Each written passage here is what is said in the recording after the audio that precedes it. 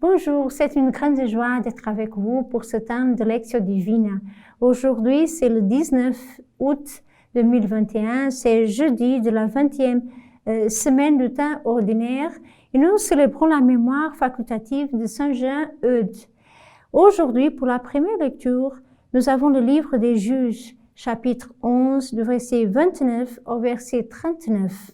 À ce jour-là, Jephthé était un vaillant guerrier.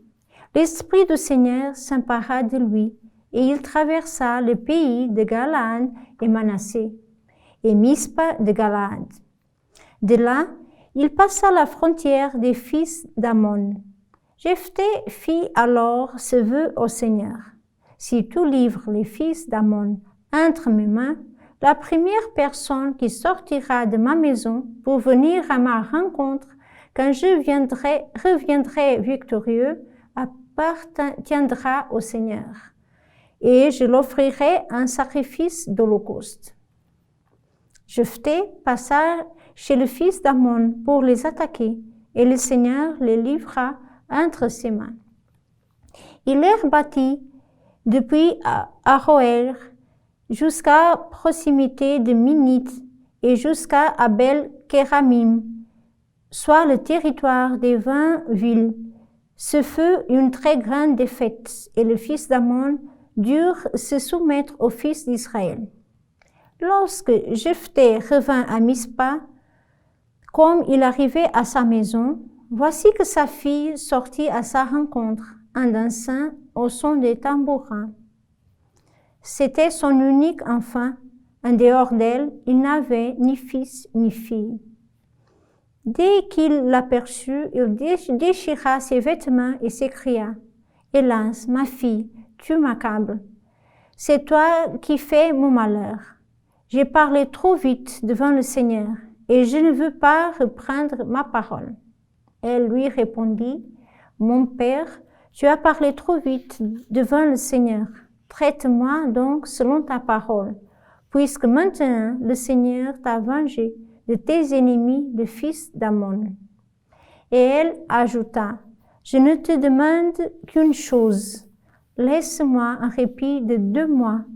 J'irai dans les montagnes pour pleurer ma virginité avec mes amis. » Il lui dit, « Va. » Et il la laissa partir pour 2 mois. Elle s'en alla donc avec ses amis dans la montagne et pleura sa virginité. Les 2 mois écoulés, elle revint vers son père, et il accomplit à son égard le vœu qu'il avait prononcé. Parole du Seigneur, nous rendons grâce à Dieu. Alors nous voyons une époque où il y avait encore des combats, des batailles entre les peuples, et Jephthé est là, il a été un vaillant guerrier, et il va faire comme une promesse, un vœu au Seigneur, de dire, si le Seigneur va livrer l'ennemi en ses mains, il va offrir au Seigneur un sacrifice d'holocauste, la première personne qu'il va trouver dans sa maison. Donc, c'était sa fille, elle est venue avec des danses, au son des tambourins, à sa rencontre quand il rentra, et chez lui, et alors il va accomplir sa parole. Il ne veut pas revenir en arrière, reprendre sa parole, la parole qu'il avait donnée au Seigneur. Donc nous voyons ici une question de fidélité, d'engagement vraiment, selon le vœu qu'il avait fait, et il va assumer les conséquences de ce qu'il avait dit au Seigneur. Il va même dire qu'il a parlé trop vite devant le Seigneur. Donc là, il a, avec toute sa générosité, dit ça, mais après, il devait aussi supporter les conséquences. Donc il va offrir sa fille, sa seule, l'unique fille qu'il avait. Le texte va dire qu'il n'avait ni fils ni fille, mais il va rester fidèle au vœu qu'il avait fait au Seigneur. Le psaume, c'est le psaume 39-40. Heureux est l'homme qui met sa foi dans le Seigneur et ne va pas du côté des violents, dans le parti des traîtres. Tu ne volais ni offrande ni sacrifice, tu as ouvert mes oreilles. Tu ne demandais ni holocauste ni victime. Alors j'ai dit, voici je viens. Dans le livre est écrit pour moi ce que tu veux que je fasse. Mon Dieu, voilà ce que j'aime. Ta loi me tient aux entrailles. J'annonce la justice dans la grande assemblée. Vois, je ne retiens pas mes lèvres. Seigneur, tu le sais. C'est comme un peu la réponse à cette première lecture. À l'époque, il y avait des sacrifices même humains. Et après, on va voir pendant tout le parcours biblique que on va comprendre que ce n'est pas les sacrifices, les holocaustes, les victimes qui vont être agréables au Seigneur. Mais ce que le Seigneur demande vraiment de nous, c'est de dire, alors j'ai dit, voici, je viens. Pas des offrandes, pas des vies humaines qu'on va sacrifier, pas des autres victimes, mais vraiment notre être par entier qui va s'offrir au Seigneur pour faire la volonté du Seigneur. Mon Dieu, voilà ce que j'aime, ta loi me tient aux entrailles. De vraiment accomplir la loi du Seigneur, faire sa volonté, c'est le vrai sacrifice que le Seigneur attend de nous. Donc c'est comme une évolution, on pourra dire comme ça. Dans la mentalité biblique, on va bien comprendre que c'est ça que plaît vraiment au Seigneur. L'évangile, c'est Matthieu 22, du verset 1 au verset 14. En ce temps-là, Jésus se mit de nouveau à parler aux grands prêtres et aux anciens du peuple, et il leur dit en parabole. Le royaume des cieux est comparable à un roi qui célébra les noces de son fils. Il envoya ses serviteurs appeler à l'annonce des invités, mais ceux-ci ne voulaient pas venir. Il envoya encore d'autres serviteurs dire aux invités, « Voilà, j'ai préparé mon banquet, mes bœufs et mes bêtes grasses sont égorgés. Tout est prêt, venez à la noce. » Mais ils n'en dirent aucun compte et s'en allèrent, l'un à son champ, l'autre à son commerce. Les autres empoignèrent les serviteurs, les maltraitèrent et les tuèrent. Le roi se mit en colère. Il envoya ses troupes, fit périr les meurtriers et incendia leur ville. Alors il dit à ses serviteurs, « Le repas de noces est prêt, mais les invités n'étaient pas dignes. Allez donc aux croisées des chemins. Tous ceux que vous trouverez, invitez-les à la noce. » Les serviteurs allèrent sur le chemin, rassemblèrent tous ceux qu'ils trouvèrent, les mauvais comme les bons, et la salle de noces fut remplie de convives. Le roi entra pour examiner les convives, et là il vit un homme qui ne portait pas le vêtement de noces. Il lui dit, « Mon ami, comment es-tu entré ici sans avoir le vêtement de noces ?» L'autre garda le silence. Alors le roi dit aux serviteurs, « Jetez-le, pieds et poings liés, dans les ténèbres du dehors. Là, il y aura des pleurs et des grincements de dents. Car beaucoup sont appelés, mais peu sont élus. » Acclamons la parole de Dieu. Louange à toi, Seigneur Jésus. Nous voyons ici comme le banquet est déjà prêt, tout est prêt pour les invités. Et les invités vont refuser d'y participer. Donc, ils s'en allèrent, l'un à son champ, l'autre à son commerce, d'autres vont même tuer les serviteurs et le roi va se mettre en colère. Donc, il va dire, appelez alors tout le monde qui est là, les bons et les mauvais, tout le monde, amenez-moi tout le monde que vous trouverez sur le chemin.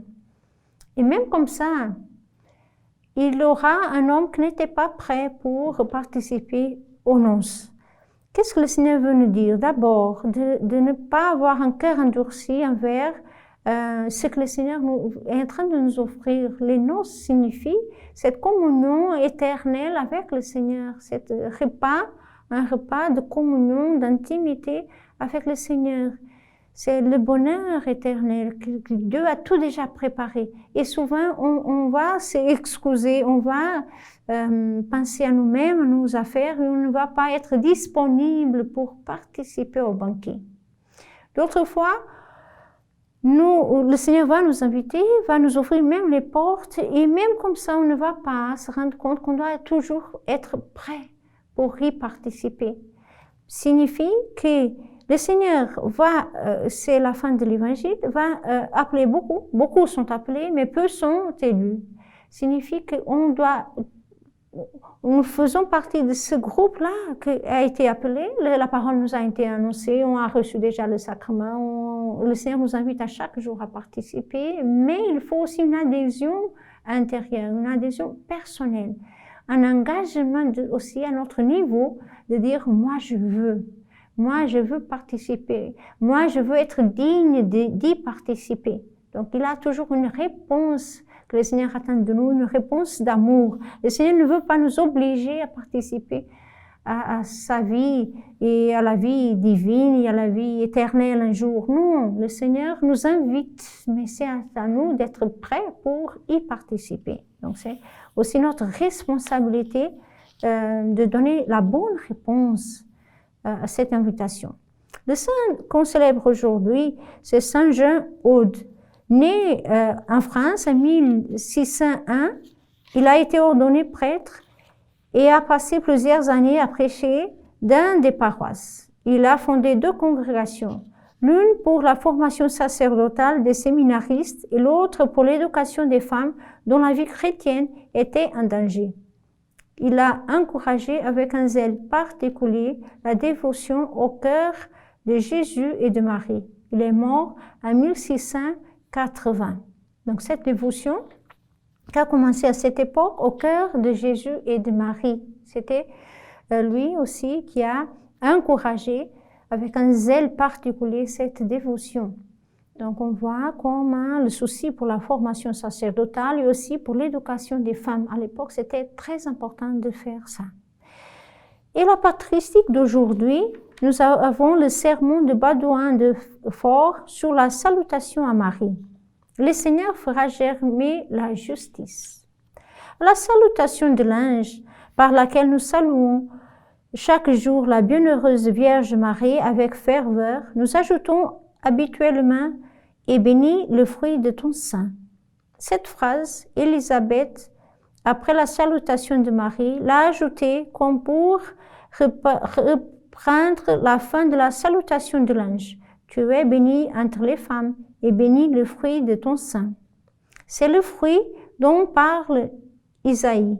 En ce jour-là, le germe du Seigneur s'élèvera en splendeur et en gloire comme le fruit très élevé de la terre.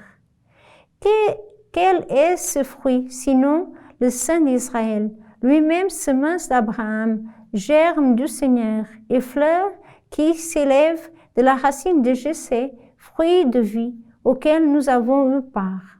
Donc on va dire, le fruit, bénis le fruit de ton sein. Et il va dire, de qui nous parlons là? Quel est le fruit, sinon le Saint d'Israël? Ça veut dire la semence d'Abraham, le germe du Seigneur, ça veut dire Jésus. C'est le fruit de son sein. Une fleur, en effet, s'élève de la racine de Jessé. On sait que Jésus était descendant de David et aussi descendant de Jessé. Jusqu'où s'élève-t-elle? Jusqu'au sommet de tout. Car Jésus-Christ est dans la gloire de Dieu le Père. Sa splendeur est élevée au-dessus des cieux, pour que les germes du Seigneur s'élèvent en splendeur et en gloire, et que le fruit de la terre atteigne toute sa hauteur. Mais quel fruit nous est destiné dans ce fruit? Quel fruit sinon celui de la bénédiction apportée par ce fruit béni?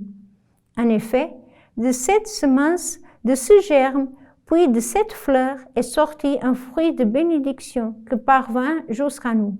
Il se manifeste d'abord comme une semence par la grâce du pardon, puis comme un germe par le développement en nous de la justice, enfin comme une fleur à travers l'espérance et l'acquisition de la gloire. Béni de Dieu, ce fruit est aussi béni un Dieu. Autrement dit, il a pour but que Dieu soit glorifié en lui. Et pour nous aussi, il est béni. C'est qu'en effet, par la promesse qu'il a faite à Abraham, Dieu lui a donné la bénédiction pour toutes les nations. Donc, quand on dit « bénis le fruit de ton sein », on pense à Jésus, je viens de dire ça, mais aussi on pense au pardon, à la justice, à l'espérance et à la gloire.